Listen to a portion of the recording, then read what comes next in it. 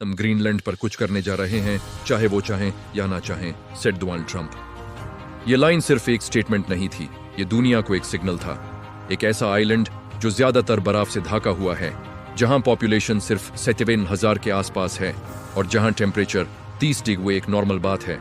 अचानक दुनिया की सबसे पावरफुल कंट्रीज अमेरिका, चाइना और रशिया सब इस जगह पर फोकस क्यों कर रही हैं? इस वीडियो में हम स्टेप बाय स्टेप समझेंगे कि ग्रीनलैंड इतना इंपॉर्टेंट कैसे बना और क्यों इसका फैसला अगले 100 सालों की दुनिया तय करेगा। वेलकम टू पक स्पिरिट वाईटी। ग्रीनलैंड क्या है और कहां है? ग्रीनलैंड नॉर्थ पोल के करीब दुनिया का सबसे बड़ा आइलैंड है। एरिया के हिसाब से ये सऊदी अरेबिया, मेक्सिको और इंडोनेशिया से भी बड़ा है, लेकिन इसके 80% हिस्सा पर 2 किलोमीटर तक गहरी बर्फ जमी हुई है। इस वजह से लोग सिर्फ कोस्टल एरियाज में रहते हैं। समर्स बहुत छोटी होती हैं और विंटर्स इतनी एक्सट्रीम होती हैं कि पचारबिज अभी कॉमन है। सवाल यह है, ऐसी जगह दुनिया के लिए इतनी इंपॉर्टेंट क्यों है? ग्रीनलैंड अमेरिका के रडार पर कैसे आया? ग्रीनलैंड पॉलिटिकल तौर पर डेनमार्क का ऑटोनोमस रीजन है, लेकिन ज्योग्राफिकली यह नॉर्थ अमेरिका का हिस्सा है। अमेरिका ने ग्रीनलैंड को हमेशा अपनी नेशनल सिक्योरिटी का पार्ट माना है। 1867 में अमेरिका ने रशिया से अलास्का खरीदा। उस टाइम भी ग्रीनलैंड और आइसलैंड को खरीदने का आइडिया आया, लेकिन कांग्रेस ने उसे रिजेक्ट कर दिया। 1910 में दोबारा कोशिश हुई, फिर भी सफलता नहीं मिली। असली टर्निंग पॉइंट आया वर्ल्ड वॉर 2 के दौरान। जब जर्मनी ने डेनमार्क पर कब्जा कर लिया तो ग्रीनलैंड प्रैक्टिकली अनसिक्योर्ड हो गया। अमेरिका ने मौका देखा और ग्रीनलैंड की सिक्योरिटी अपने हाथ में ले ली। कोल्ड वॉर के दौरान ग्रीनलैंड और ज्यादा इंपॉर्टेंट बन गया। क्यों? क्योंकि रशिया और अमेरिका के बीच सबसे छोटा मिसाइल रूट आर्कटिक के ऊपर से जाता है और ग्रीनलैंड बिल्कुल उसके बीच में है।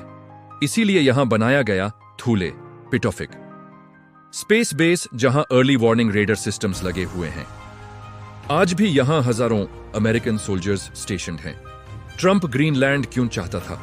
डोनाल्ड ट्रंप पहले प्रेसिडेंट नहीं थे जो ग्रीनलैंड को अमेरिका का हिस्सा बनाना चाहते थे, लेकिन उनका अप्रोच काफी अग्रेसिव था। उनका कंसर्न यह था, अगर कल को ग्रीनलैंड डेनमार्क से अलग हो गया तो वो अमेरिका से कह सकता है कि मिलिट्री बेसिस हटाओ या उनका रेंट बहुत ज्यादा बढ़ा दो, और ग्रीनलैंड के पास खुद की कोई आर्मी भी नहीं है। ट्रंप के नजरिए से ये अमेरिका के लिए सिक्योरिटी रिस्क है। अमेरिका के पास्ट एक्शंस ने दुनिया का ट्रस्ट कम किया है। Iraq, weapons of mass destruction का बहाना, Vietnam, gulf of Tonkin incident, Libya, humanitarian intervention. बाद में कई क्लेम्स गलत निकले।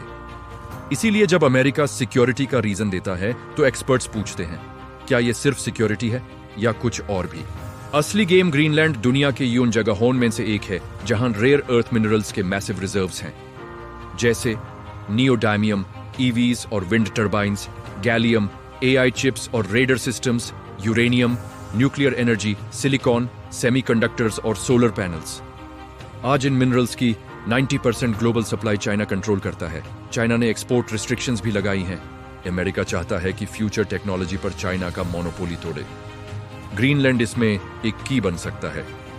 एस्टिमेट्स के मुताबिक सिर्फ नॉर्थ ईस्ट ग्रीनलैंड के नीचे 38 बिलियन बैरल्स ऑयल हो सकता है, और जैसे जैसे बर्फ पिघलेगी माइनिंग और एक्सट्रैक्शन और आसान होती जाएगी, लेकिन इससे एनवायरनमेंट और लोकल इकोसिस्टम पर गहरा असर पड़ेगा। दुनिया का इंटरनेट समुद्र के नीचे बिछी केबल्स पर चलता है। ग्रीनलैंड के पास से अमेरिका और यूरोप को जोड़ने वाली बहुत इंपॉर्टेंट केबल्स गुजरती हैं। रिपोर्ट्स के मुताबिक रशियन वेसल्स इन एरियाज के पास देखी गई हैं। अमेरिका को डर है कि वॉर के टाइम ये केबल्स सबोटाज हो सकती हैं। ग्लोबल वार्मिंग के वजह से आर्कटिक की बर्फ पिघल रही है। इससे एक नया सा राउट खुल रहा है, नॉर्थ वेस्ट पैसेज। चाइना से यूरोप का सफर सुएज कनाल के मुकाबले 9,000 किलोमीटर छोटा हो सकता है। मतलब कम फ्यूल, कम टाइम, ज्यादा प्रॉफिट। जो इस रूट को कंट्रोल करेगा वो फ्यूचर ग्लोबल ट्रेड का गेटकीपर होगा। रशिया अपना आर्कटिक राउट ऑलरेडी डेवलप कर रहा है। चाइना पोलर सिल्क रोड बनाना चाहता है। अमेरिका पीछे नहीं रहना चाहता। ग्रीनलैंड सिर्फ एक आइलैंड नहीं है, ये सिक्योरिटी का सेंटर है, टेक्नोलॉजी का फ्यूचर है, ट्रेड का गेटवे है और पावर का टेस्ट केस है। अगर पावरफुल कंट्रीज सिर्फ ताकत के दुम पर ऐसे रीजन्स पर कब्जा करने लगें तो दुनिया फिर से वर्ल्ड वॉर जैसा माइंडसेट देख सकती है। ग्रीनलैंड का फैसला सिर्फ आज का नहीं, अगले 100 सालों का फैसला होगा। ये अमान का रास्ता होगा या एक नई ग्लोबल रेस का, ये वक्त ही बताएगा। अगर आपको ये वीडियो इंफॉर्मेटिव लगी हो तो लाइक और शेयर जरूर कीजिए। पग स्पिरिट वाईटी मिलते हैं अगले वीडियो में।